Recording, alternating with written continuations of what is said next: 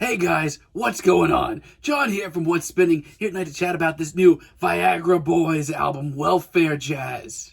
Viagra Boys are a Swedish post-punk band who have been really busy the last few years and honestly really exciting to watch. Their early EPs like Consistency of Energy and Call the Wild reminded me everything I love about modern post-punk. The tracks here were raw and powerful and just fiery and disgusting. Not only that, but they could really handle a groove, and they had tons of personality. Personality to spare, I'd say. They even had an artsy side at times.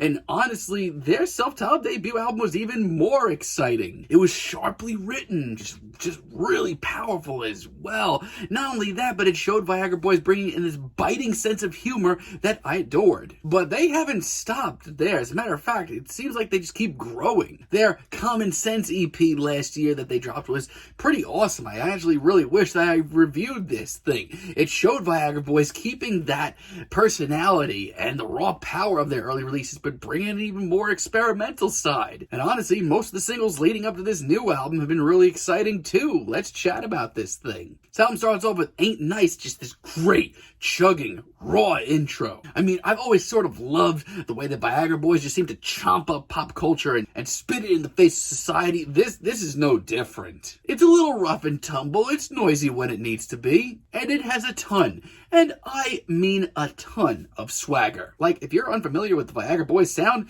this is a great place to start. Toad, on the other hand, is super sleek, almost a little minimalist sounding. But I love this just sort of tongue-in-cheek, hyper-speed spoken window just spitting in the face of machismo. It's something Viagra Boys have done for years, but this very intense spoken word verse alongside these weird Elvis-inflected vocals just scratch all the itches I need. It's just, their music just seems to have new life, even though it's still pretty fresh. Creatures is a track that honestly excited the hell out of me leading up to this album. It's got some krautrock influence, some dance punk influence, absolutely some art punk influence as well. But it has the same sort of satirical, very poignant lyrics that are just so biting. And the amount of swagger on this album continues to be just awesome. And you know what? The more electronic side of this track is actually really tasteful. It shows that Viagra Boys are sticking to what they know and what put them on the map, but really fearlessly pushing forward.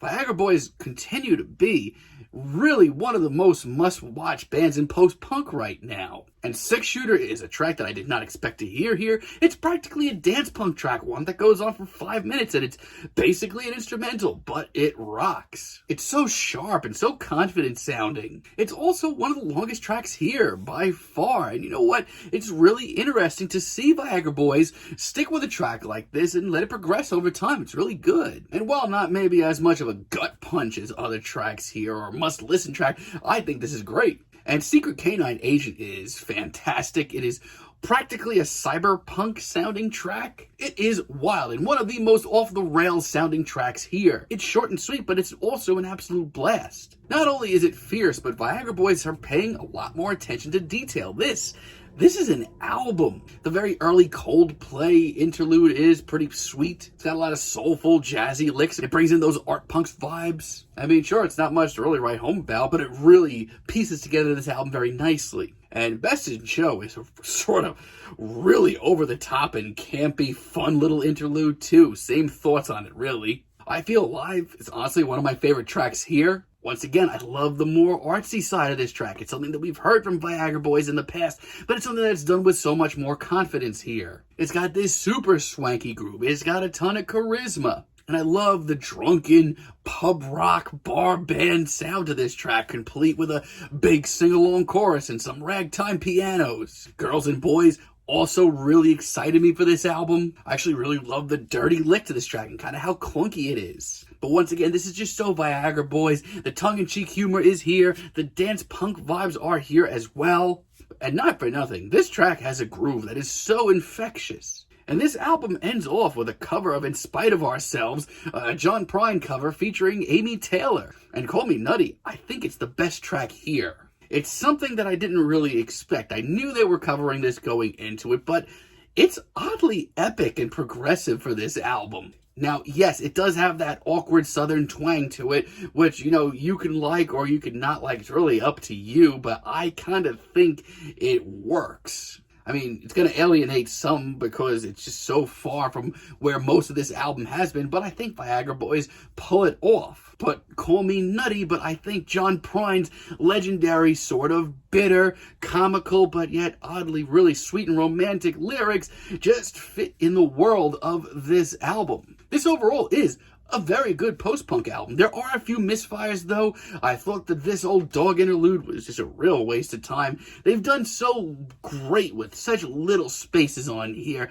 This is just such a waste. And Into the Sun is honestly my least favorite track here. The way this one just lumbers along, it's not very exciting. The vocals here are easily some of the most obnoxious of the bunch. I just don't overall think this is very effective. I don't know, to me, this just seems really amateurish. Like, if I heard this on the early days of their first couple of EPs, like Call of the Wild, honestly, I would think this band was still searching for its sound. And To the Country, I'm not really that into either. This one was a tough one because I did enjoy it for a little while, but it just has lessened on me so much since I first heard it. Not to mention, the John Prine cover is so much better in this style. I mean, once again, I do kind of like the tongue-in-cheek all-country vibes to this, but once again, it's done so much better on other tracks. But overall, I'm digging this, man. If you're a post-punk fan, if you're a fan of Viagra Boys, you're going to want to hear this. As a matter of fact, I think it's their most fearless album to date. They've always had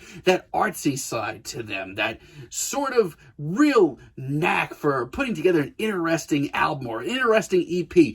This is the first project that I've heard from them from start to finish where they just seem so much more confident to do what they want to do. I don't even think they've reached their full potential yet, but this is a blast of an album. I love the bitter and sarcastic and tongue-in-cheek lyrics. I love the nods to dance punk and all country, and I just like a lot of this album. I don't know. This is just my style of post-punk, and yeah, that's all I kind of got to say about this thing. I'm feeling a decent 8 on this album, but let me know what you guys think down below. If you like the video, be sure to give us a like, give us a subscribe, and let me know down below what you would like for me to chat about in the future. And until next time, have a great day, guys.